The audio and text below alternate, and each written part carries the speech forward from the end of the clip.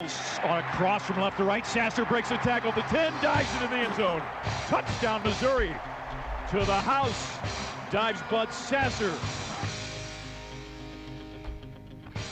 Hey, Mizzou keeps on rolling. They're now 3-0 after the victory over Central Florida. The man who was there to cover the whole thing and was home early for lunch, Mike Kelly, voice of the Tigers. Good morning, Mike Kelly.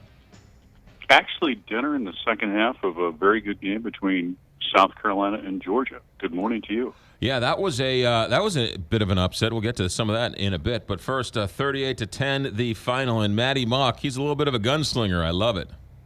Well, yeah, you got to love his attitude. And the thing that, I think makes him so effective is that when he makes a mistake, he doesn't dwell on it. He just gets ready to play the next play. And, here's a guy that is putting up prolific numbers. I mean, he's got 12 touchdown passes. He's got 22 touchdown passes over 7 starts at Missouri. And he's going to throw an interception or two. Part of that is his mentality. Part of that's his inexperience, too. And as he starts to learn things, and starts to see some of the subtleties and the complexities of coverages that he's seen week to week, he'll just get better as he gets more and more experience. And so, he's off to a very good start. His completion percentage is up about 11% from a year ago, so that's good. Still needs to get a little bit higher, but he's doing good things. I don't want to say they've had a cream puff schedule like, say, Nebraska used to do in the 80s, but this team is there's something special about this team. They're building something nice there. They could be really good. Well, here's the thing. As I watched South Carolina and Georgia, and as I look at Florida and other teams in the East, it's clear that the team that develops the most on the defensive side, not saying that the offense can slow in terms of its development, but the team that comes up with the best defense is going to win the SEC East. And there's no reason why that can't be Missouri. You just look at what they did in the second half.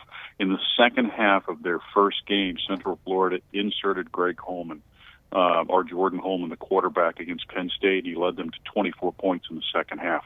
Missouri outscored Central Florida 24-0 in the second half, and they did that primarily because their defense was able to create turnovers. Didn't have any in the first half. They come away with 4 in the second half, set them up in great field position several times, even had a scoop and score by Deron Singleton. So, things are going in the right direction, and I think the schedule was designed to kind of gradually ease you towards that SEC opener, which is going to be a monster coming up in a couple of weeks in Columbia, South Carolina. Yeah, Saturday, September 27th. But before we get there, they take on Indiana next week. We'll talk more Friday, but what do we know about Indiana? Well, they're 1-1. They lost at Bowling Green 45-42, and Missouri lost at Bowling Green too a couple of years back in Gary Pinkel's first season. So it's a team that will run the football effectively with Tevin Coleman. He averages about 200 yards per game. They've got a big, strong-arm quarterback that hasn't been as effective in terms of throwing touchdown passes, but his completion percentage is about 71%. Defensively is where they've had challenges.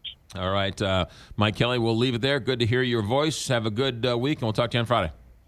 All right, McGraw, be safe. See you. Mike Kelly, voice of the Tigers, talking about Missouri's 38-10 victory. They're now 3-0 and moving up the rankings. That's pretty